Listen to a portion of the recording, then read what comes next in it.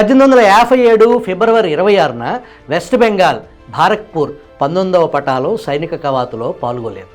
1857 మార్చి 29న భారక్పూర్ 34వ పటాలానికి చెందిన మంగల్ పాండే అనే సిపాయి తోటాలను వాడటానికి నిరాకరించాడు. లెఫ్టినెంట్ బాగ్ అనే బ్రిటిష్ సైనికాధికారిని కాల్చి చంపాడు. దీంతో మంగల్ పాండేని ఉరితీశారు. సిపాయిలు పంది కొవ్వు, ఆవు కొవ్వు పూసిన తోటాలను ఉపయోగించడానికి నిరాకరించడంతో వారందరినీ శిక్షించారు. 6గురిని సైనిక న్యాయస్థానంలో విచారించి 10 సంవత్సరాల పాటు కఠిన కారాగార శిక్ష విధించారు. తిరుపతి లడ్డు అపవిత్రం కారకులకు ఎటువంటి శిక్ష విధించాలి?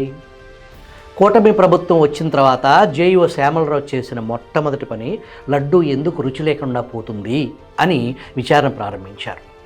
జగన్ ప్రభుత్వం ఏర్పడిన తర్వాత అప్పటి వరకు నెయ్యి సరఫరాదారు నందిని డైరీని పక్కన పెట్టి ఉత్తరప్రదేశ్కు చెందిన సంస్థకు టెండర్ కట్టబెట్టడం వెనుక జగన్ హస్తం ఉందని కూటమి ప్రభుత్వం నిర్ధారణకు వచ్చింది. టీటీడీ జేఈఓ శ్యామలరావు నందిని డైరీని తిరిగి ఆహ్వానించారు.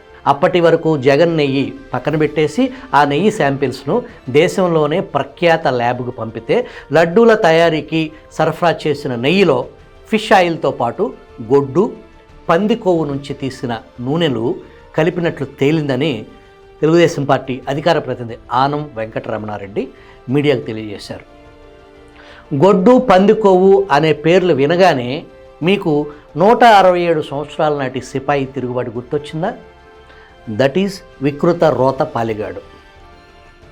నవరాత్రులు ఉపవాస దీక్షలో ప్రధాని నరేంద్ర మోడీతో జగన్ రెడ్డి ఈ లడ్డూ తినిపించడం మహాపాపానికి ఒడిగట్టడమేనని పలువురు వ్యాఖ్యానిస్తున్నారు. ఈ మహాదారుణానికి పాల్పడ్డ వైఎస్ జగన్మోహన్ రెడ్డిని ఏం చేయాలి మీరే చెప్పండి. విదేశీయులైతే దేశ బహిష్కరణ చేస్తారు. మరి జగన్మోహన్ రెడ్డి కూడా దేశద్రోహని, హిందూ ద్రోహని దేశ బహిష్కరణ చేయాలని పలు హిందూ సంఘాలు డిమాండ్ చేస్తున్నాయి.